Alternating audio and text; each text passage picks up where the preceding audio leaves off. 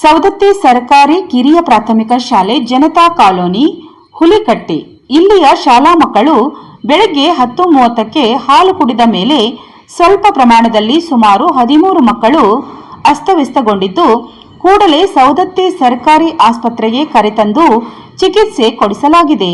ಎಲ್ಲ ಮಕ್ಕಳು ಪ್ರಾಣಾಪಾಯದಿಂದ ಪಾರಾಗಿದ್ದಾರೆ. ಸ್ಥಳೀಯರಾದ ಸಾಗರ್ ಪಾಟೀಲ್ ಅವರು ಘಟನೆಯ ಬಗ್ಗೆ ವಿವರಣೆ ನೀಡಿದ್ದಾರೆ. ವರದಿ ರವಿ ಗಿರಿಜನ್ನವರ್. ಇದು ಸರ್ಕಾರಿ ಕಿರಿಯ ಪ್ರಾಥಮಿಕ ಶಾಲೆ ಅಂತ ಜನತಾ ಕಾಲೋನಿ ಇದೆ.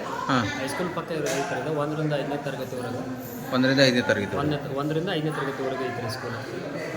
ಅಂದಾಜು ಎಷ್ಟು ಮಕ್ಕಳಿಗೆ ಇದಾಗಿದ್ರಿ ಎಣ್ಣೆ ಕಳ್ಳನಾಶಕ? 12 ಹುಡುಗರಿಗೆ ಅಸ್ವಸ್ಥಗೊಂಡಾರ ಸರ್.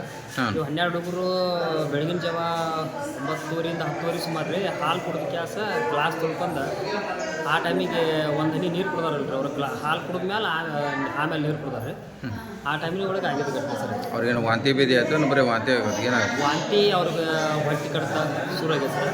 ಸ್ವಲ್ಪ ಹೊಟ್ಟೆ ಒಳಗೆ ಸಂಕಟ ಆಗದ ಕೂಡಲೇ ಅವ್ರು ಅಡುಗೆ ಮಾಡೋ ಅಕ್ಕಾರ ಏನೋ ಸ್ಮೆಲ್ ಬರೋದು ಅಂತೇಳಿ ಚೆಕ್ ಮಾಡಿದಾಗ ಗೊತ್ತಾಗಿತ್ತು ಸರ್.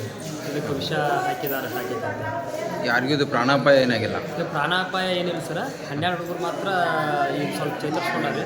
12 ಹುಡುಗರು ಅಸ್ವಸ್ಥಗೊಂಡಿದ್ರು ಸರ್. 12 ಹುಡುಗರು. ಮತ್ತೆ ಆ ಹುಡುಗರಿಗೆ ಏನಾಗಿಲ್ಲ? ಮತ್ತೆ ಆ ಹುಡುಗರಿಗೆ ಅಂಥವೇನು ಪ್ರಕರಣ ಕಂಡು ಬಂದಿಲ್ಲ ಸರ್.